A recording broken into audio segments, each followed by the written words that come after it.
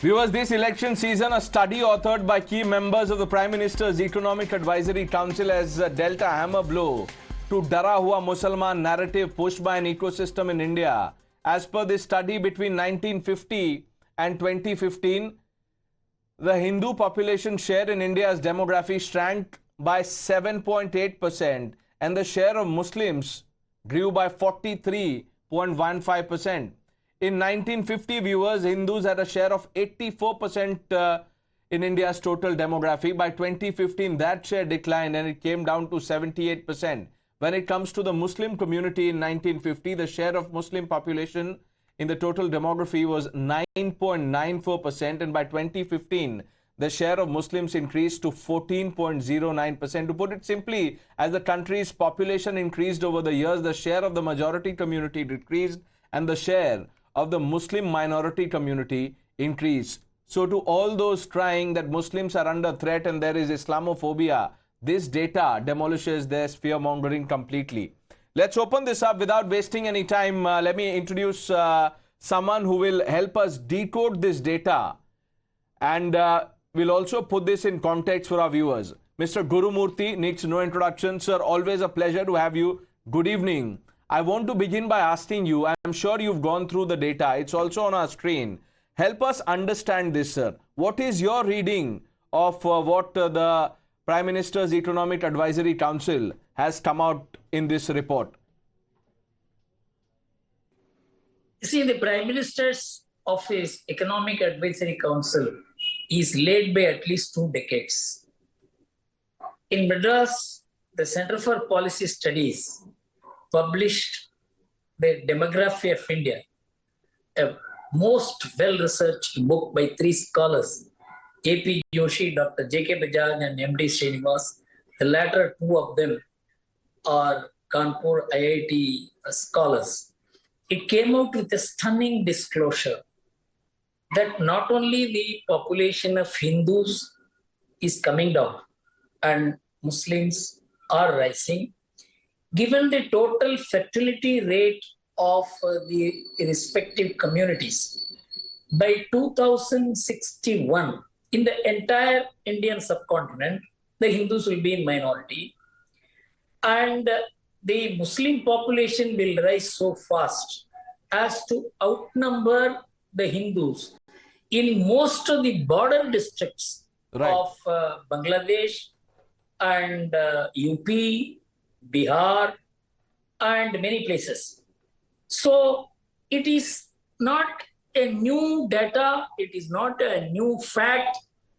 It is that the Prime Minister's Economic Advisory Council is led by at least 21 years. And the Center for Policy Studies updated all this in 2011. It was one of the most undisputed, unquestioned research of world class. If the intellectuals of India, the media in India, the government in India, and the political parties in India ignored this study, it is their responsibility, it is their failure, it is not the failure of facts. What the Economic Advisory Council of the Prime Minister has said is 100% true. Right. It has not done any original research. It has only adopted the research which is already there. For example, the National Family Health Survey of the Government of India 2019-2021 had said that the replacement rate of 2.1% is the norm for all. Right. But the Muslim replacement rate is 3.1 and the Hindu replacement rate is 2.4. And now, by the 2021 census, when the religious composition gets disclosed, it's not going to be better, it's going to be worse. This has huge impact on the polity, on relationship between communities, and it is not a normal problem. There is no Islamophobia in it. It is clearly a population imbalance, demographic imbalance which is taking place, and it is not even spread all over India evenly. In certain areas, it is more acute. Bordering and they are states? border areas, border Right. districts. And we don't have comfortable border nations. We have got to look at it very seriously, and you cannot look at it only on vote bank politics. What is happening? Everything is being reduced into politics. This can have huge impact on the very idea of India, which the United Congress before independence canvassed, which the Muslim League denied and got a separate land for Muslims, saying that Muslims by their theology can't live with Hindus. If that is extended to the post-independence politics, what will happen to India? And everything that the Muslim League said then, which the Congress rejected, is being accepted in the name of secularism, in the name of minority rights, in the name of Islamic phobia. I mean, what's happening to the country? And I want to, pick on what you said, Mr. Gurumurthy. You are calling it, or at least suggesting, that if the trend continues, it will be a threat to the idea of India. But before, you answer that or explain that in detail, let's talk about a popular perception or a narrative that is pushed by a certain ecosystem. We all know that Muslims are scared, that there is growing Islamophobia, whether it is Mr. Owaisi, Farooq Abdullah, all the others. We don't have to take all the names, but I'm sure you get the drift. What happens to that narrative? Does that stand exposed, demolished completely? Sir, that Muslims are living in fear is the constant refrain before independence. It is not today. Why Jinnah wanted a separate land when Gandhi, a person like Gandhi, Patel, Nehru, there was no RSS leading. There was no Jansang, there was no BJP. These were all tall leaders who had no narrow approach at all. But Jinnah canvassed and convinced the Muslims that you are in danger. So it is a community which can be easily made to feel that feel insecure, and that insecurity is being fed, and it is being fed for votes, and it is being fed in a manner that it completely destroys the mutual trust between the Hindus and the Muslims. Right. And this has been happening in the name of very legitimate ideas, secularism, liberalism. I mean, it has nothing to do with these things. It is that, but for the fact, a very large number of Muslims are not like Muslims of the immigration type in Europe. Right. The country would have been on fire. It is because the Hindus and Muslims have lateral integration at various levels, through language, through customs, through even faith in astrology. And so politics has not been able to create a huge divide between the Hindus and Muslims even today. But for that social interlacing between the Hindus and Muslims, this country could have been on fire given the political distortions in the name of secularism, liberalism, minority right, promotion of Muslims, giving them the priority of national resources. So you believe where does all this come? If you are being discriminated, you can never grow. You are this is a definitive sign of prosperity, you're saying. You are growing in many areas, prosperous, better, more educated. And Sachar Committee report itself brings out that in terms of bank account operations, savings, in terms of even education, in many areas, Muslims are advanced. How do you match it with the political discourse, which is based on only one thing, that the Muslims are in danger? Well, that remains a challenge, Mr. Gurumurthy. I want you to draw your attention to the point that you made, and I said that we'll discuss this in detail. You said that if this trend continues, this could well be a threat to the idea of India. Now, you've spoken about the threat to idea of India, how there's a narrative or a group that is trying to undermine that.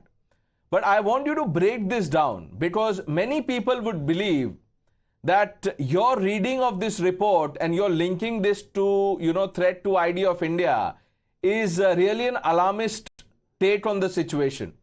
What would you tell them? You see, if you look at you can never look at the history or culture or sociology or the philosophy of a country except through its historical happening. I am not going to the Mughal days. I am going only to the pre-independence days, where the Muslims demanded partition, saying that we can't live with you. And we, regardless of that, the pre-partition statistic shows that in 1941, almost 22% of Pakistan population consisted of Hindus. Today it is less than 2%.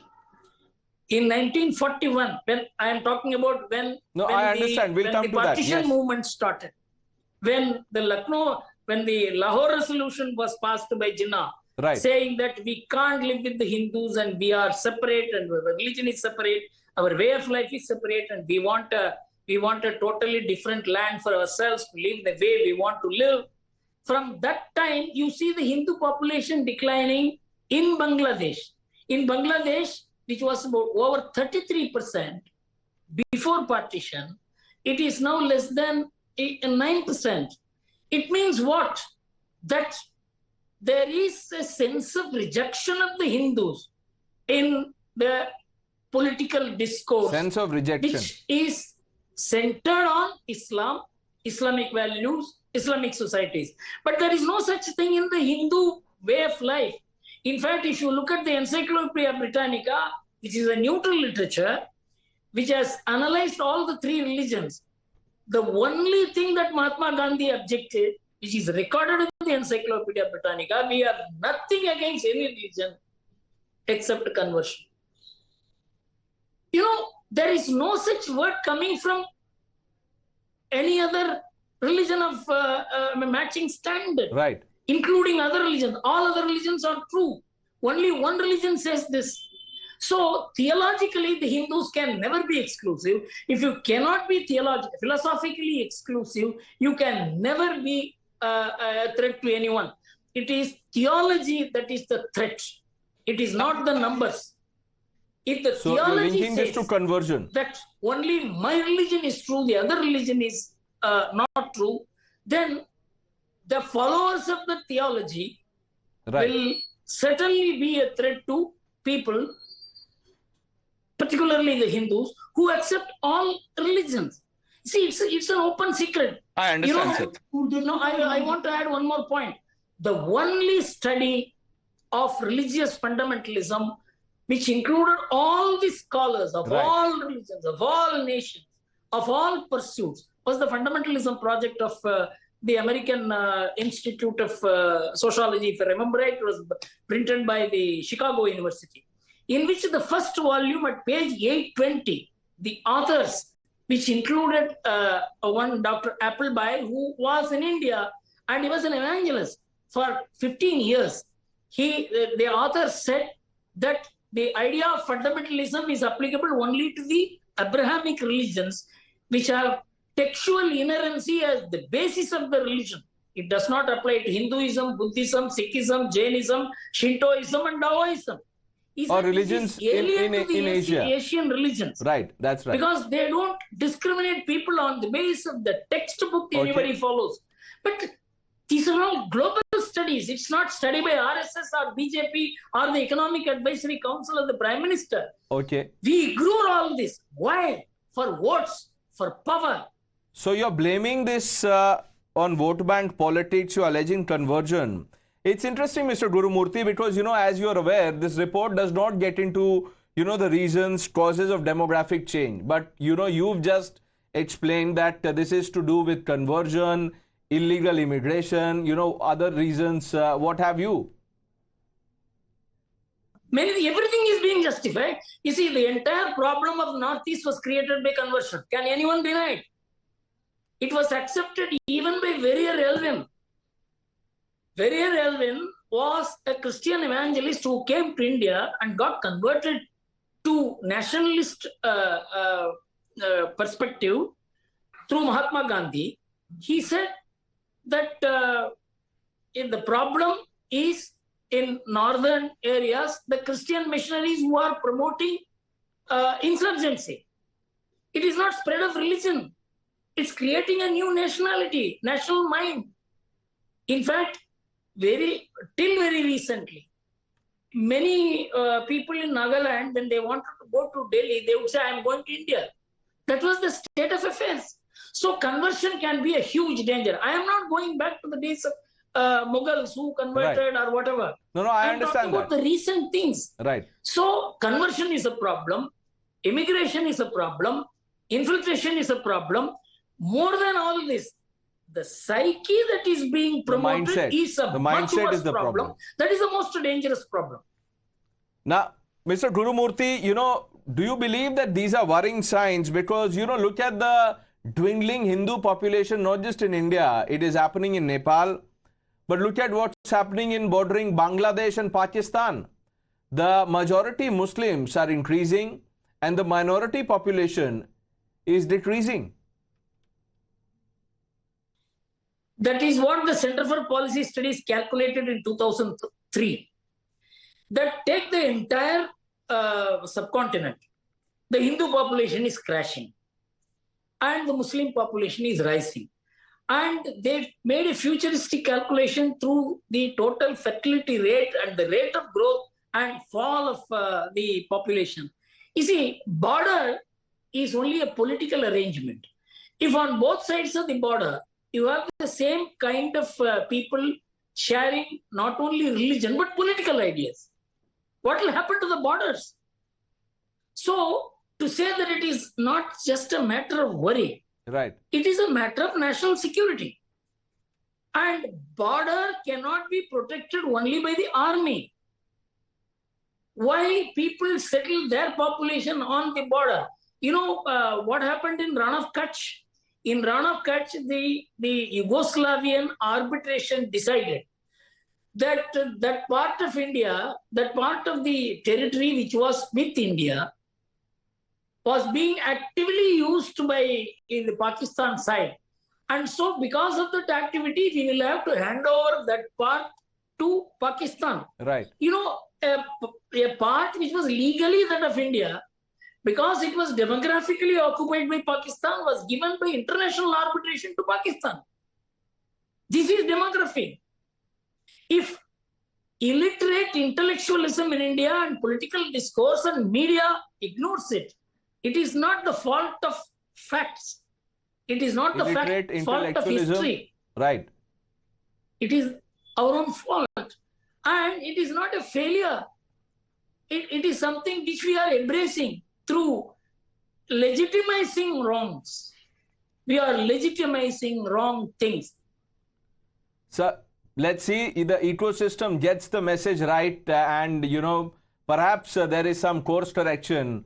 How, when, in what measure, what extent, the proportion of it, we don't know, but hopefully sense should prevail. Thank you for injecting sense into this debate, Mr. Gurumurthy. Always a pleasure to have you. Viewers, we're taking a quick break. Lots more lined up on Times Now. Please stay with us.